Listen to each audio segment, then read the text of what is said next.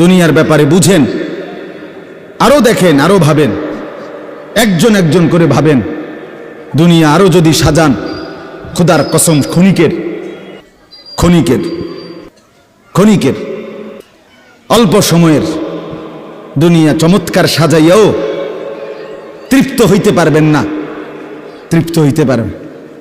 এবছর চমৎকার রং দিছেন বিল্ডিংয়ে, 2 বছরের মাথাত বিভিন্ন খান দিয়া চামড়া উঠা, এটা আবার যেই সেই, ঠিক কিনা বলেন? তা আবার রং দাও।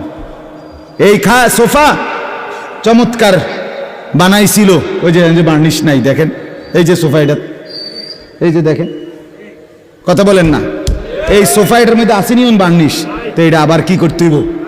তো লাভ হইল কই? দুনিয়া তো ধোকা, দুনিয়া ধোকা। এই সৌন্দর্যময় চেহারা নারী 30 বছরের ব্যবধানে উনি বুড়ি, আর কেউ ফিররা সেদিকে ফিরা সেফও হালায় না।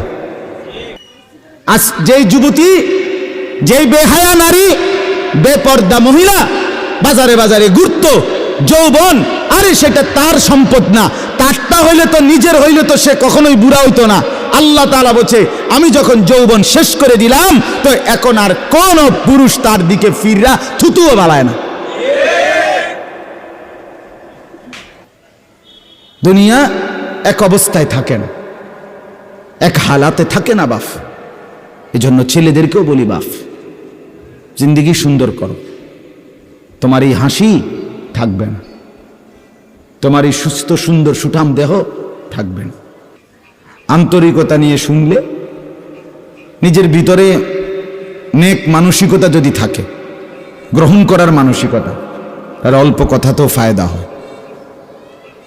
আর গ্রহণ করার মানসিকতা না থাকলেও 50 বছর শুনলেও গুনার অভ্যাস ছুটে না। দেখেন না, 70 বছরের বুড়া মানুষ চা দোকানে টেলিভিশন দেখে, তাহলে এত বড় বুড়ো মানুষ, মুরব্বী, উনি এখনো যদি বিড়ি খায়, সিগারেট খায়, এখনো যদি চা দোকানে টেলিভিশন দেখে, তো ওনার এই মন্দ অভ্যাস, বদ অভ্যাস কত বছর পরে ছুটবে? উনি আরো কয়শো বছর বাঁচলে গিয়া বুঝবে এটা গুনাহ। আর ওনার আর মেয়াদ আছে কি?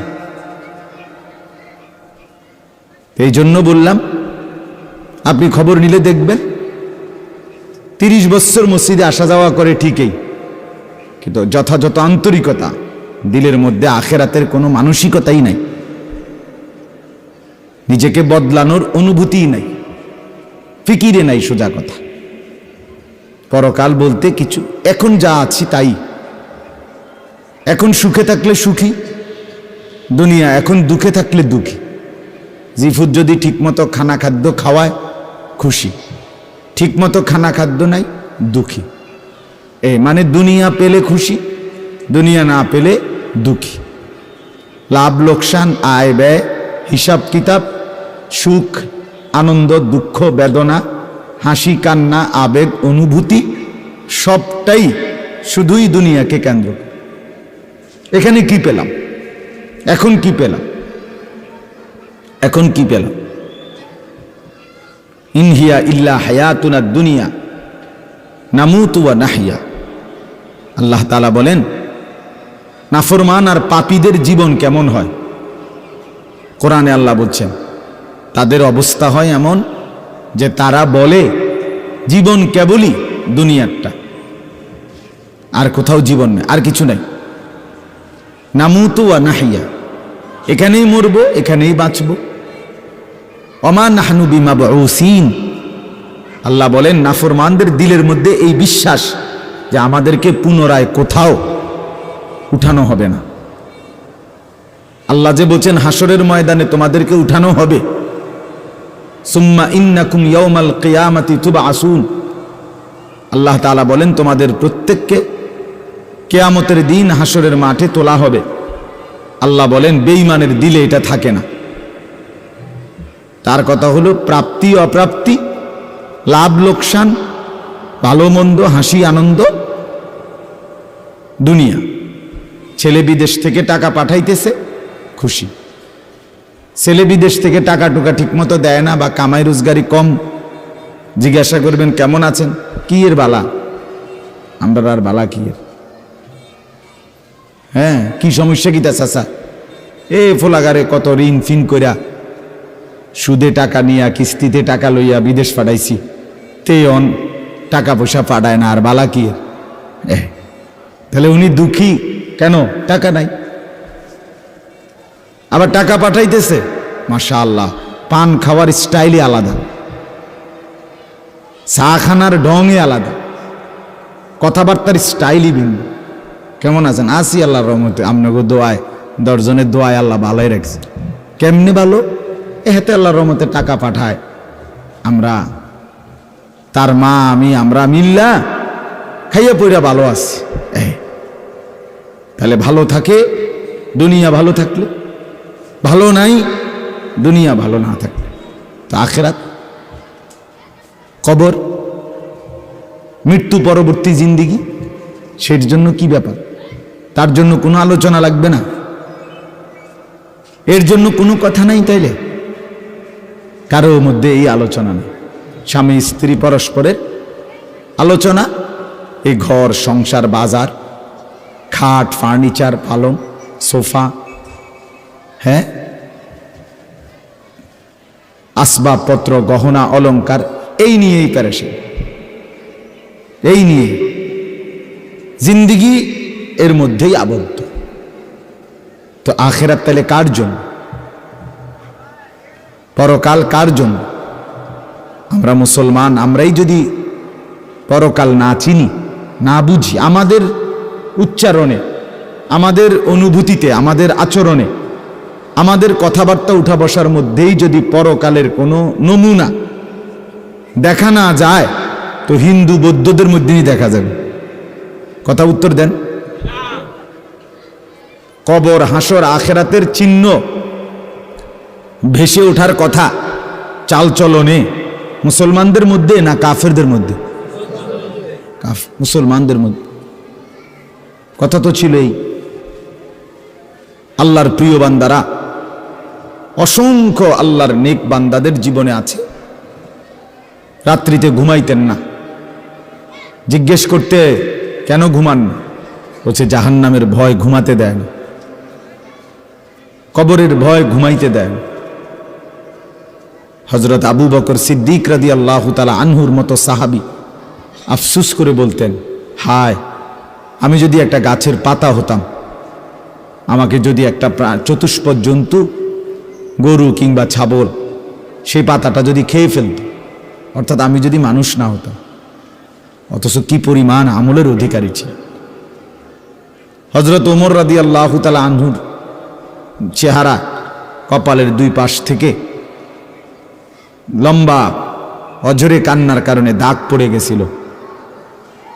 হযরত ওমর রাদিয়াল্লাহু তাআলা আনহুর ইন্তেকালের মুহূর্তে হযরত আব্দুল্লাহ ইবনে আব্বাস সাহাবী, তিনি বলছিলেন, আপনাকে আল্লাহ তাআলা অনেক মর্যাদা দিয়েছেন, আপনি 10.5 বছর মুসলমানদের খলিফা ছিলেন, আপনার মাধ্যমে আল্লাহ তাআলা দিক দিগন্ত মুসলমানদের বিজয় দান করছেন। কত রাজ্য, কত এলাকা আপনার এই 10 বছরে বিজয় হয়েছে। আপনার অনেক সম্মান, অনেক মর্যাদা, অনেক গুণ, অনেক বৈশিষ্ট্য। হযরত ওমর রাদিয়াল্লাহু তাআলা আনহু কিতাবের মধ্যে আছে, উনি চোখের পানি ফেলে বললেন আব্দুল্লাহ ইবনে আব্বাসকে, শোনো, আমি আল্লাহ তাআলার কাছে এতটুকু আশা করি শুধু যে আল্লাহ, আমার জীবনের যা নেকি আর আমার জীবনের যা গুনাহ, কমপক্ষে আমার নেকিগুলো যেন আমার গুনার মোকাবেলায় বরাবর হয়।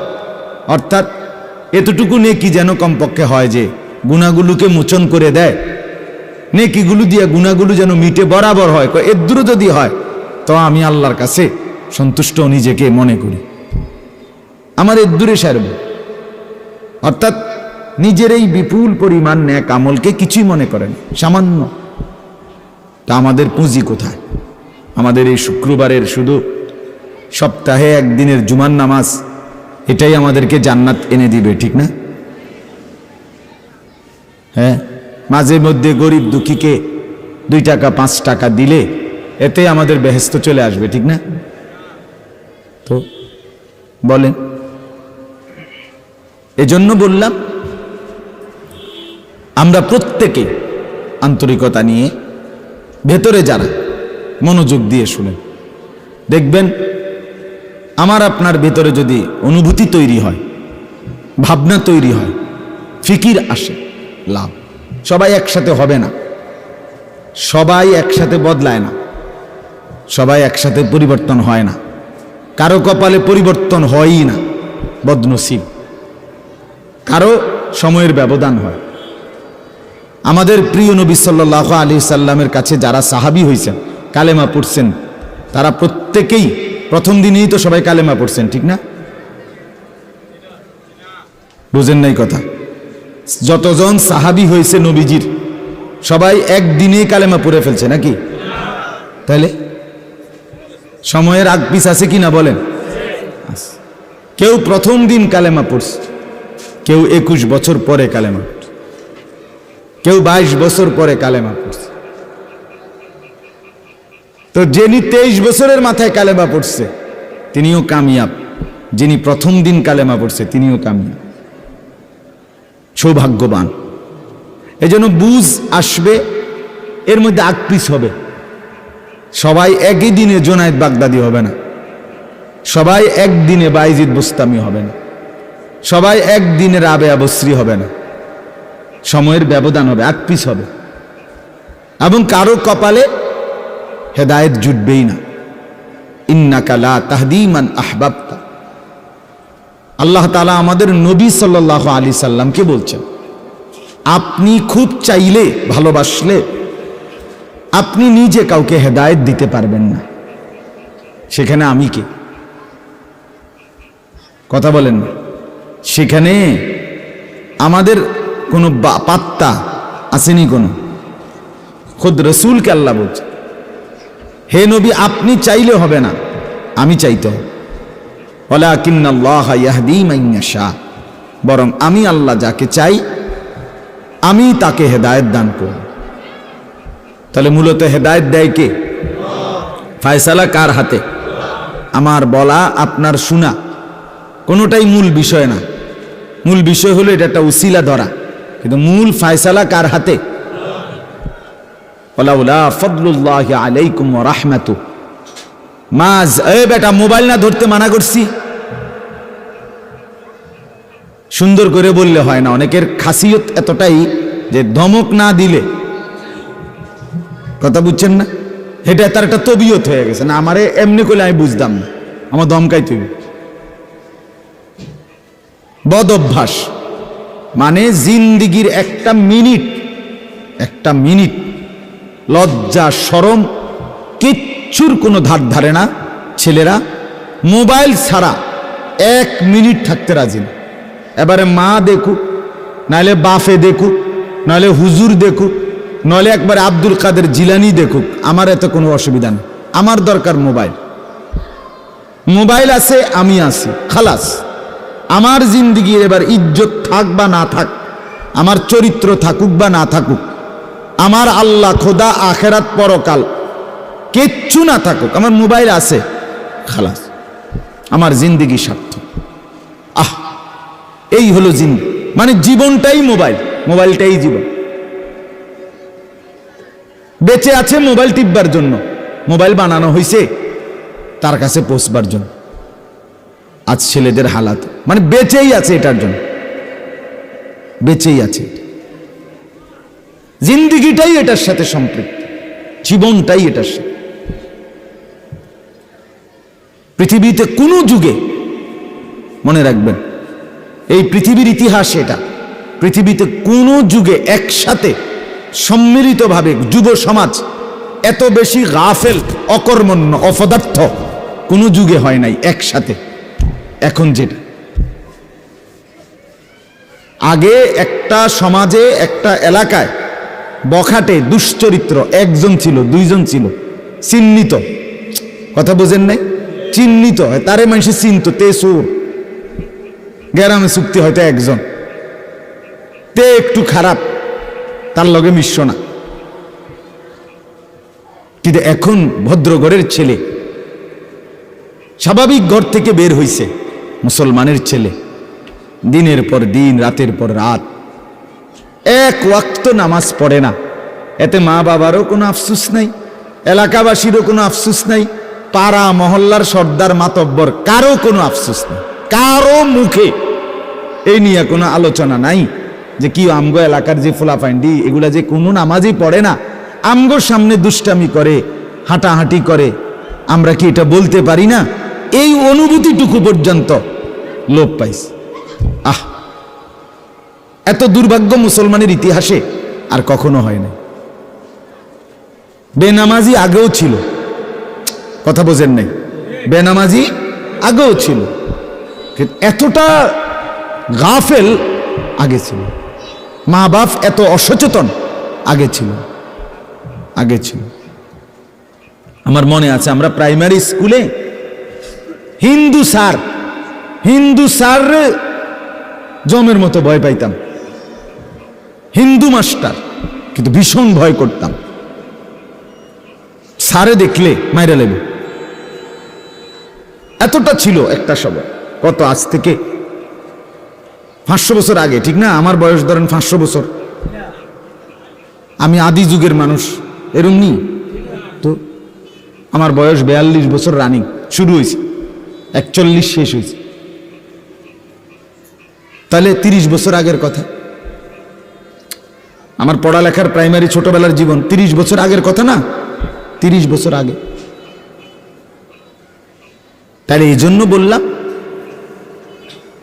জিন্দিগিটা মোবাইলটার উপরে তুলে দিস, হাসি কান্না আনন্দ বেদনা, হাসলে কাশলে, পেশাব পায়খানা টয়লেট বাথরুম, হ্যাঁ, হোটেল রেস্তোরাঁ পার্ক, যেখানে যখন যাবে 24 ঘন্টার মেন কাজ আগে একটা ছবি উঠানো, আগে ছবি উঠানো, এরপরে বাকি কাজ। আমি সেদিন ওই ফেরিঘাট, ফেরির মধ্যে উঠছি, বুঝছেন, ফেরি পার হমু আর কি, আমার গাড়ি উঠছে, আমি উঠছি, তো দেখলাম যে মোটরসাইকেল দিয়ে এক ছেলে ফেরিতে, মোটরসাইকেলটা নিয়ে উঠছে ফেরিতে, উইটা মাত্র এক পাশে এটারে ব্রেক করে থুইয়া মানে 1 মিনিট দেরি হয়েছে না, আগে এটার পাশে দাঁড়াইয়া একটা ছবি উঠাইছে, আগে উঠাইয়া চুলটুল ঠিক করে ছবিটা 2-3টা পোস্টে উঠাইয়া এরপরে হেতে চারিদিকে চাইছে যে আগে মানুষ আসেনি আরো না, আমি শুধু ফেরি। মানে তার প্রথম দায়িত্ব কি উঠানো, ছবি উঠা।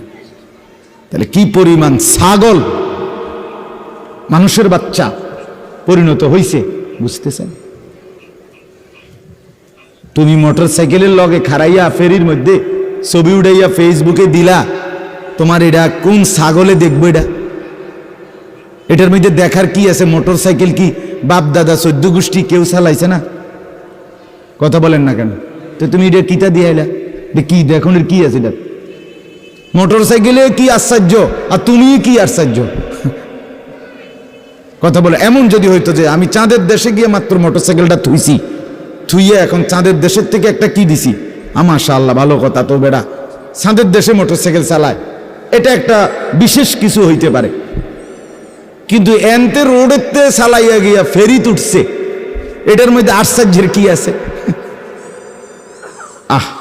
মানে রুচির দুর্ভিক্ষ, রুচিহীনতা, মন মানসিকতা একদম নিচে নেমে গেছে, একদম অনুভূতি বিবেক লোপ পেয়ে গেছে, লোপ পেয়ে মা বোনদের বেহায়াপনা চূড়ান্ত সীমায় নেমে গেছে। মহিলারা পুরুষ সামনে দোনো পাশে ডানে বামে হাঁটতে উঠতে লড়তে দৌড়তে কোনো লজ্জাবোধ করে না। কি বেড়ার গাত লাগে না, বেডিতের গাত লাগে না, অটোর গাত লাগে না, সিএনজির গাত, এত সময় নাই বুড়ি, বুড়ি ব্যস্ত। বাজার মার্কেটিং, দোকান কেনাকাটা, আহা আফসুসের ব্যাপার। মানে এটাই বললাম আর কি, একসাথে সবাই, অধিকাংশ বেশিরভাগ অধপতন একসাথে মুসলমানের সমাজে 1450 বছরে আর কখনো এতটা ছিল না। অল্প অল্প ছিল, অল্প অল্প, একজন দুইজন। বেপর্দা নারী, বেহায়া মহিলা, লজ্জা শরম কম, এরম বেডি ছিল একজন দুইজন, 2 গ্রামে 4 গ্রামে। কিন্তু মা বোনদের এখন বাজার আর মার্কেটিং দেখলে মনে হয় না আপনি জিগাইয়ে খবর লইতে বোঝে আপনি বাইক থাকেন কোন টাইমে, সপ্তাহে কোন দিন আপনি বাড়িতে থাকেন কখন আপনি টের। আপনি শনিবারও দেখবেন এবড়ি বাজারে, রবিবার, সোমবার, মঙ্গলবার, বুধবার, বৃহস্পতিবার, শুক্রবার, শীত, গরম, রোদ, বৃষ্টি, বান, তুফান, ঘূর্ণিঝড়, টর্নেডো, সাইক্লোন, সিডর, মহামারী, করোনা, আরো যদি কিছু থাকে, উনি মার্কেটে যাবেন, বাজারে যাবেই। আহা, আফসুসের ব্যাপার, আফসুসের ব্যাপার, আফসুসের ব্যাপার।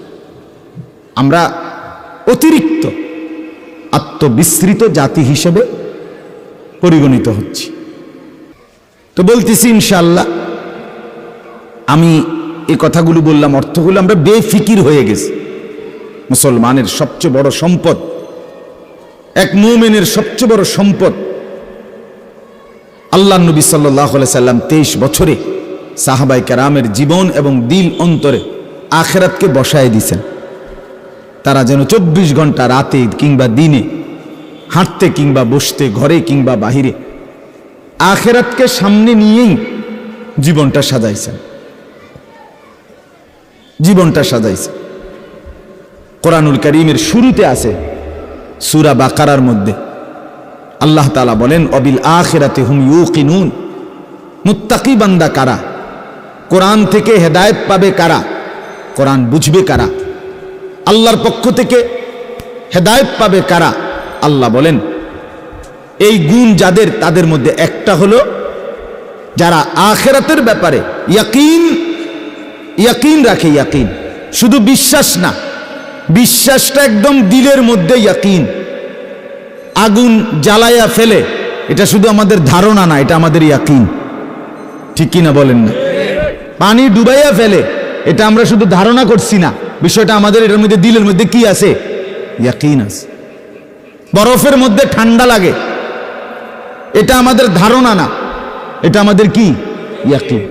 তার চাইতে বেশি ইয়াকিন আল্লাহ বলে যার অন্তরের মধ্যে আখিরাতের ব্যাপারে, সে মুত্তাকি, সে আমি আল্লাহর পক্ষ থেকে হেদায়েত প্রাপ্ত, সেই সফল, সেই জান্নাতি।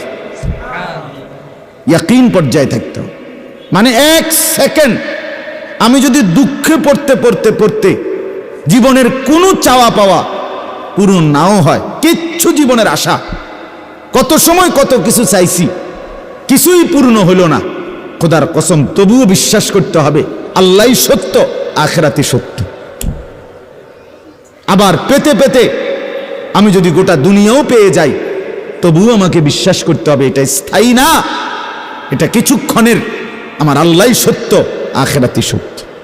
যার কারণে সাহাবায়ে কেরামের মধ্যে যারা প্রচন্ড গরিব ছিলেন, ওনারাও শতভাগ বন্দিগি করছেন।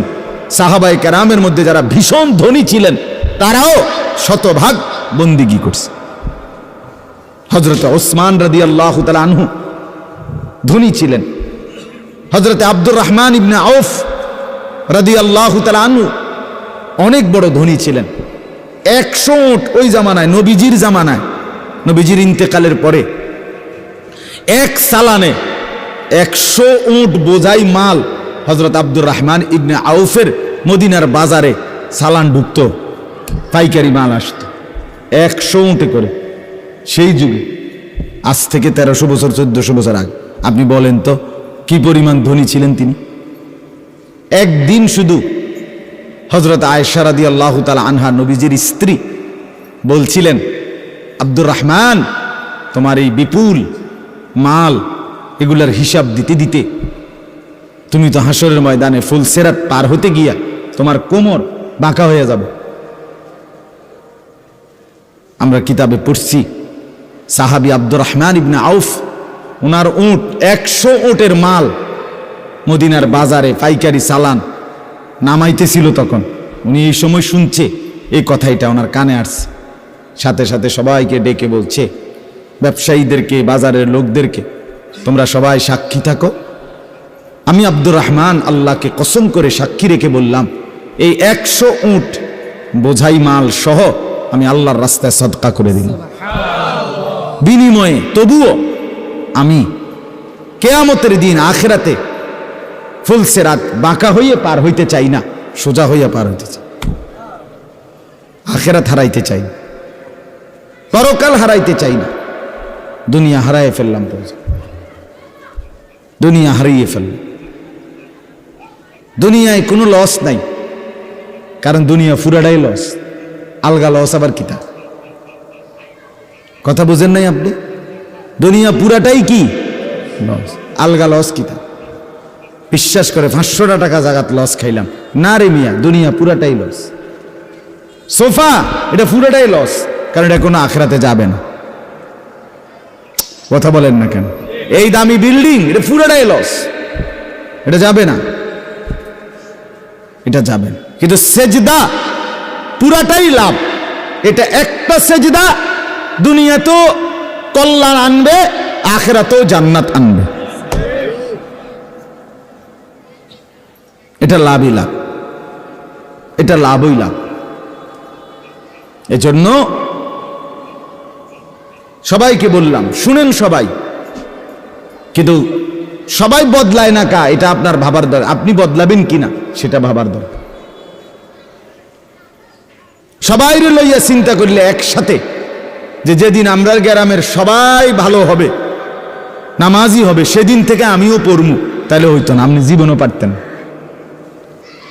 তাইলে পারতেন না।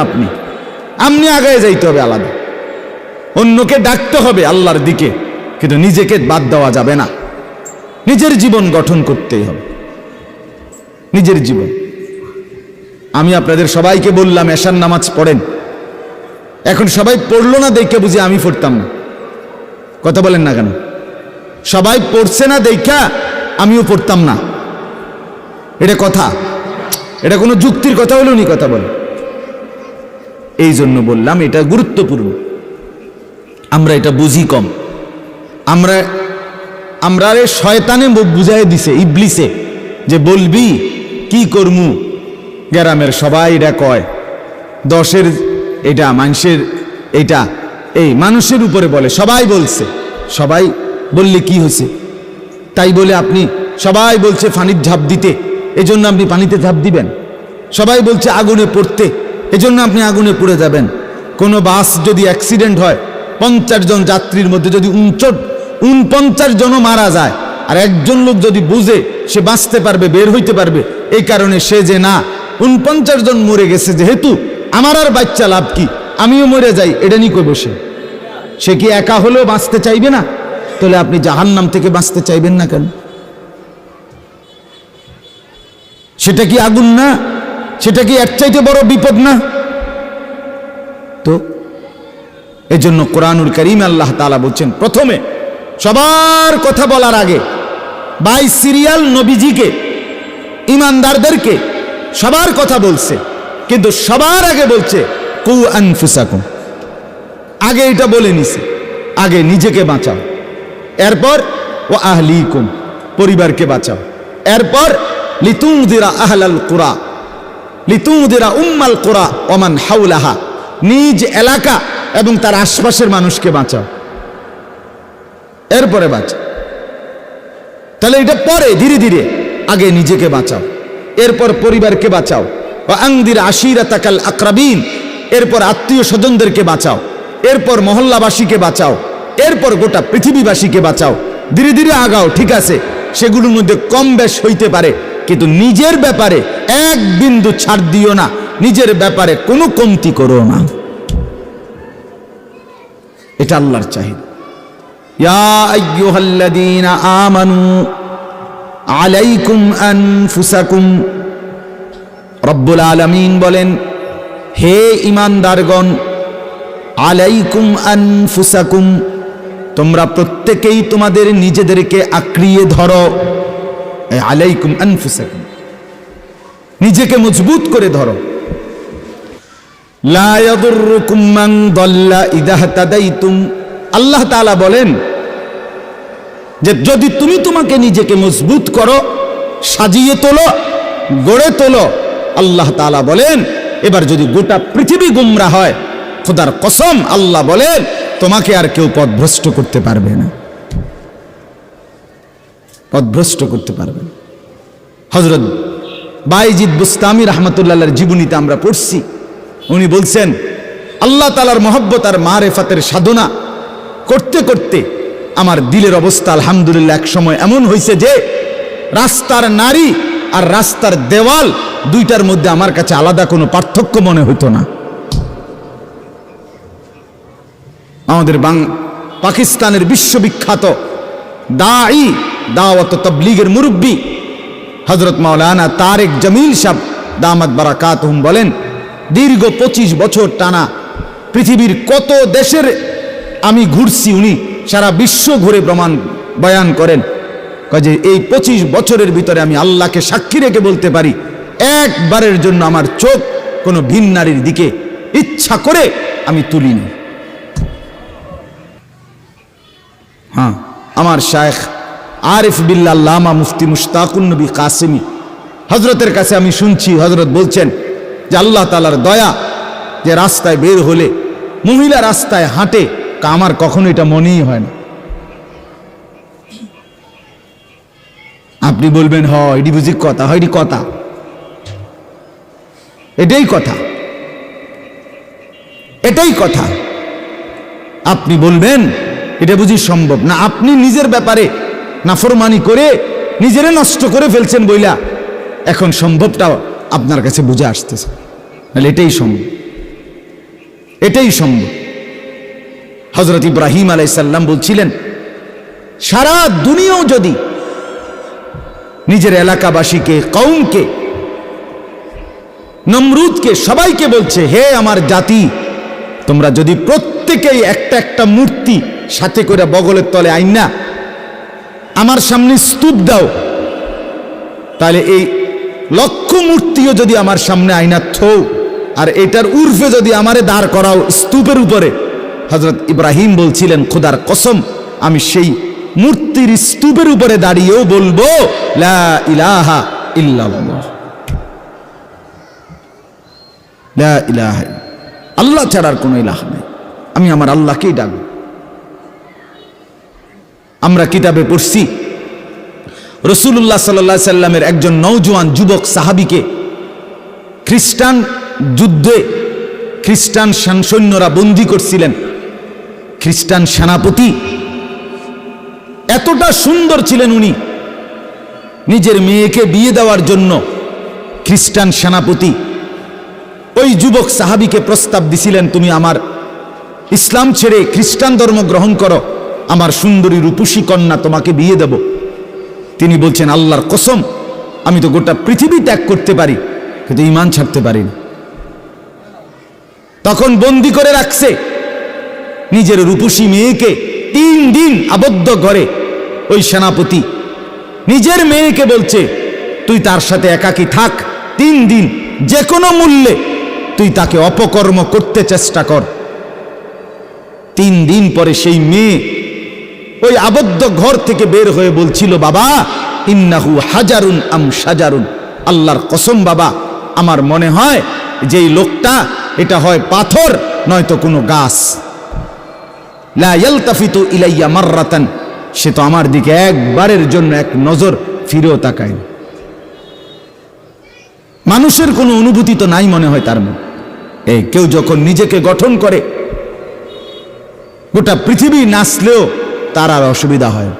আলহামদুলিল্লাহ আমরা যারা মাদ্রাসায় পড়ছি আমরা এটা দিল থেকে বলতে পারি, আমরা যারা মাদ্রাসায় পড়ছি ছোট্টবেলার থেকে, আজকের এই পৃথিবী পোশাকে, কাপড়ে, লেবাসে, ডিজাইনের, রঙে ঢঙ্গে আরো যদি মনে করে ফ্যাশনেবল, আরো বলে আধুনিক হয়ে গেছে, আল্লাহর কসম আমরা এই সমস্ত আধুনিকতার সামনে দাঁড়িয়ে আমাদের এই পাঞ্জাবি, টুপি, দাড়িওয়ালা পোশাককেই সর্বশ্রেষ্ঠ সুন্দর মনে করি। আমরা মনে করি দাড়িবিহীন চেহারা সুন্দর নয়, আমরা মনে করি এই বখাটে চুল, সেলুনের চতুর্দিকের যে কাটিং, এগুলো কোনো চুলও না, চুলের জাতও না, এটি কোনো মানুষের বাচ্চার চুল না, কোনো মানুষের সাওয়ার চুল না, এগুলো কোনো সুস্থ স্বাভাবিক মাতাল হয় নাই, পাগল হয় নাই, স্বাভাবিক কোনো মানুষের চুল এত বিকৃত কালারের হইতে পারে না, ডিজাইনের হইতে পারে না। আর সে তো মুসলমান, মুসলমানের চুল এমন হবে কেন? ইহুদিরটা হইতে পারে, সেটা তাদের ব্যাপার, খ্রিস্টান হতে পারে তার ব্যাপার, হিন্দুর হইতে পারে সেটা তার ব্যাপার, কিন্তু আমার মুসলমান, আমার যুবকের চুল এমন হবে কেন? মূল কথা হইল আত্মমর্যাদাহীন, বেগায়রত, আত্মসম্মান বোধ নাই, নিজের পরিচিতি নিজের কাছে নাই, নিজেই নিজেকে চেনে না। সে কার সন্তান, মা কে, বাবা কে, ধর্ম কি, তার আল্লাহ কে, তারে বানিয়েছেন কে, তাকে কাকে মানা উচিত, কাকে অনুসরণ করা উচিত? আজকে টেলিভিশনের অব্যাহত প্রচারণা, দুশ্মনের অব্যাহত টানা লাগাতার প্রচারণা আমাদের নারী পুরুষকে বেসামাল বানায়।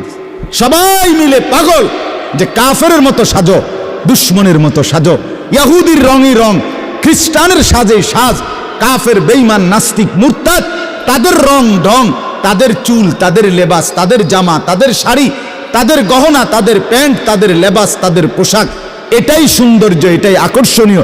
এটা হলো মূলত রুচিহীনতা, বিকৃত মানসিকতা, আত্মসম্মান বোধ, আত্মপরিচয়হীন ব্যক্তির পরিচয়। যে নিজেকে চিনে না, যে জানে না আমি চিনি আলহামদুলিল্লাহ, আমার আল্লাহ আছে, আমার একজন রসুল আছে, আমার একটা কিতাব আছে, আমার একটা ধর্ম আছে, আমি কেন অন্যের পোশাক পরবো, আমি কেন অন্যের রঙে সাজবো? আমি কি ফকির? কথা বলেন না কেন? আমি ফকির নাকি বেটা? আমি তোরটার মতো মানবো কেন? আমার আল্লাহ আছে না, আমার রসুল আছে না, আমার লক্ষ চাইতে বেশি সাহাবী আছে না, আমার আউলিয়ায়ে কেরাম আছে না, ওলামায়ে কেরাম আছে না। তাইলে এজন্য দয়া করে প্রত্যেকে ফিকির করেন, আত্ম উপলব্ধি বড় নিয়ামত, বড় নিয়ামত। নিজেকে চিনা, নিজের বুঝ বুঝা, দুনিয়ার ব্যাপারে বুঝেন, আরো দেখেন, আরো ভাবেন, একজন একজন করে ভাবেন। দুনিয়া আরো যদি সাজান, খোদার কসম ক্ষণিকের ক্ষণিকের ক্ষণিকের অল্প সময়ের দুনিয়া চমৎকার সাজাইয়াও তৃপ্ত হইতে পারবেন না, তৃপ্ত হইতে পারবেন। এবছর চমৎকার রং দিছেন বিল্ডিংয়ে, 2 বছরের মাথাত বিভিন্ন খান দিয়া চামড়া উঠা, এটা আবার যেই সেই, ঠিক কিনা বলেন? আবার রং দাও।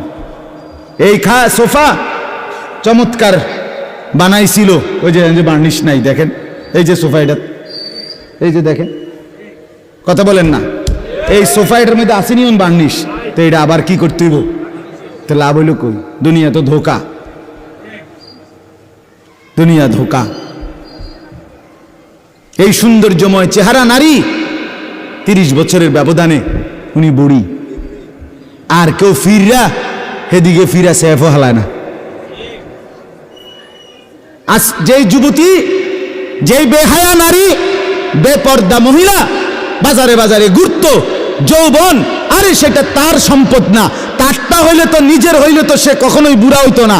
আল্লাহ তাআলা বলছে, আমি যখন যৌবন শেষ করে দিলাম, তো এখন আর কোন পুরুষ তার দিকে ফিররা থুতুও বাড়ায় না।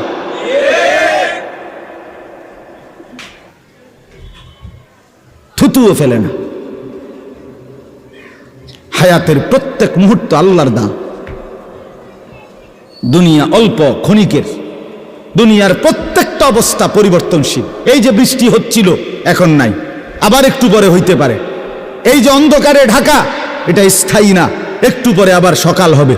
এই যে চমৎকার আলো, এটা স্থায়ী না, একটু পরে আবার সন্ধ্যা হবে। এই তো হাসতেছে লোকটা, কিছুক্ষণ পরে আবার কাঁদবে। এই সুস্থ মানুষ, কিছুক্ষণ পরে আবার ব্যারাম, রোগ, এরই নাম দুনিয়া। ঘুরতে থাকে, পরিবর্তনশীল, স্থায়ী না। অল্প সময়, অল্প সময় দুনিয়া, অল্প কিছুক্ষণের।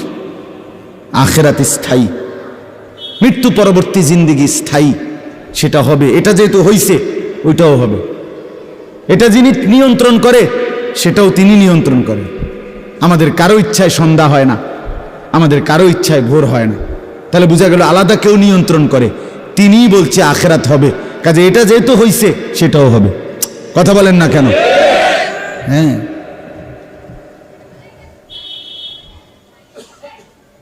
বলে বাসর রাত যত আকর্ষণীয় রাতই হোক ভোর হয়ে যায়, জেলখানার রাত, ফাঁসির রাত যত মুসিবতেরই হোক ভোর হয়ে যায়। দুনিয়া এক অবস্থায় থাকে না, এক হালাতে থাকে না বাপ। এজন্য ছেলেদেরকেও বলি বাপ, জিন্দেগি সুন্দর করো। তোমার এই হাসি থাকবে না, তোমার এই সুস্থ সুন্দর সুঠাম দেহ থাকবে না। আমি কালকেও আমার শায়েখ আরিফ বিল্লাহ হাকিমুন নাফস আল্লামা মুফতি মুশতাকুন নবী কাসিম হুজুর গতকালকে পাবনা গেছেন। তো আমি এর আগে আমি গেছি, হুজুরকে বলছিলাম, আমি আপনার মাহফিলেও বলছি, আমি পাবনা মানসিক হাসপাতালেই গত মাসে দেখতে গেছিলাম, দেখছিলাম বয়ানের পরে। ওই যে বাংলাদেশের সবচেয়ে বড় মেন্টাল হসপিটাল যেটা পাবনা না, এটা ওটা আমি দেখছি ভিতরে ঢুকা। আসর থেকে মাগরিব লম্বা টাইম ওয়ার্ডে ঘুরে ঘুরে আমারে দেখাইছে। তা আমি যদি 500 পাগল দেখে থাকি, তার মধ্যে 490 জন হইল জোয়ান। 490 না, 495 জন হইল যুবক। বুড়া দেখছি না 2 জন বা 3 জন। বুঝছেন? সব যুবক। হ্যাঁ, এজন্য বাপ, যে মাদকাসক্ত পুনর্বাসন কেন্দ্র যেগুলোর মধ্যে ড্রাগে যারা মাদকে আসক্ত হয়, যাদেরকে চিকিৎসা দেয়, এগুলোর মধ্যে ঘুরে দেখে আসো। সব কি 90 বছরের বুড়া? কথা বলেন না কেন? সব যুবক, সব যুবক। যেখানে সবচেয়ে অত্যাধুনিক বাড়ি, দালান, বিল্ডিং বেশি, সবচেয়ে সম্পদশালী বেশি, আপনি সেরকম প্রত্যেকটা শহরে প্রতিটা জায়গায় দেখবেন ওই জায়গায় সবচেয়ে দামি ভিআইপি এলাকা যেখানে, ওইখানে মাদকাসক্ত পুনর্বাসন কেন্দ্র বেশি। আমি নিজে দেখে আইছি। আমাদের কুমিল্লাতেও সবচেয়ে গুরুত্বপূর্ণ, সবচেয়ে বেশি এলিটরা যে জায়গায় থাকে, আমি নিজে ওইখানে বয়ানে যতবারই গেছি, যেদিক দিয়ে তাকাই দেখি মাদকাসক্ত পুনর্বাসন কেন্দ্র বেশি। ধনির দুলাল, সোনার চামচ মুখে দিয়ে যে জন্ম নিছে, রাজপ্রাসাদ আর অট্টালিকায় যে চোখ মিলছে, আহা, সম্পদ আর প্রাচুর্য কিছুরই অভাব ছিল না, কিন্তু আখলাক আর চরিত্র নষ্ট করে, মদে আসক্ত হয়ে, নেশায় আসক্ত হয়ে জিন্দেগি শেষ করে দিছে, শেষ করে দিছে। রাসূলুল্লাহ সাল্লাল্লাহু আলাইহি সাল্লাম বলছেন, মান শারিবাল খামর, যে মদ খায়, নেশা করে, তার 1 নাম্বার লানত হইল তারাকাস সালাহ, সে নামাজ ছেড়ে দেয়। 2 নাম্বার লানত জঘন্য, নবীজি বলছে, আহা, বলতেও লজ্জা, নবীজি বলছে মাদকাসক্ত যে, তার পরিণতি হলো সে খুব দ্রুত গতিতে, অচিরেই, অল্প সময়ের ভেতরেই সে সবচেয়ে ঘনিষ্ঠ আপনজন, তাদের সাথে আপনজন নারী, তাদের সাথে জিনা আর ব্যভিচার করতে উদ্যত হয়। সে আপনজনের গায়ে ছোবল দেয়। হ্যাঁ,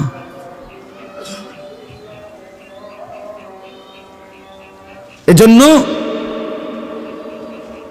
জিন্দেগি গঠন করা, দুনিয়া নিয়া খুব বেশি মাতামাতি চলতেছে, খুব বেশি দুনিয়া সাজাইতেছে সবাই। সুন্দর গাড়ি, সুন্দর বাড়ি, সুন্দর পার্ক, সুন্দর হোটেল, সুন্দর রেস্তোরাঁ, সবার চেষ্টা দুনিয়া লোভনীয় করা। একটা বোরখা গায়ে দিবে নারী, এটার উপরে সে ডিজাইন করতে করতে এটারে আর বোরকার মেন যে অস্তিত্ব এটার নাই। এটার মধ্যে এই পরিমাণ রং রং লাগাইছে, এবারে এটার মধ্যে বোরকা কোনটা এটার খুঁজে পাওয়া যায় না। অসভ্যতা, মানে একটাই মাকসাদ, নিজের দেহ দেখাও, আবার কাপড়ের রং ঢংও দেখাও, তাহলে হায় বোন তোমার পর্দা কোনটারে বলে? তাইলে পর্দা কোনটাই বল? যদি বেড়াই ঘাস খায় তো সেই বেড়া দিয়ে লাভ কি? যদি বোরকাই রঙ্গিলা হয়, বোরকার মধ্যে যদি ফুল টুল লাল নীল রঙ্গিলা হয়, তো সেটাও তো পুরুষ লোভের দৃষ্টিতে দেখবে, তো ঢাকবে কি? কে কারে ঢাকে তাইলে বলে? এজন্য দয়া করে প্রত্যেকেই, ছেলেদেরকেও বললাম, বাবাদেরকেও বললাম, মা বোনকেও বললাম, প্রত্যেকে দুনিয়ার মোহ কমা। দুনিয়া অল্প কিছুক্ষণ।